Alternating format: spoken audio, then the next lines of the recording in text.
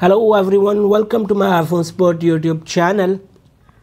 In this tutorial, you will learn how to fix Airpods microphone not working on iPhone in iOS 13.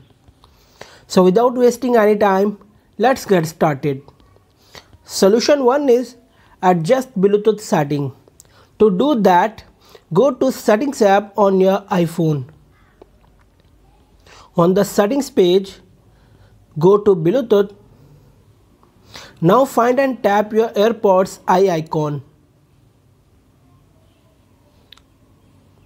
Next, scroll down to find microphone and tap it. Tap on either always left Airpods or always right Airpods. That's it.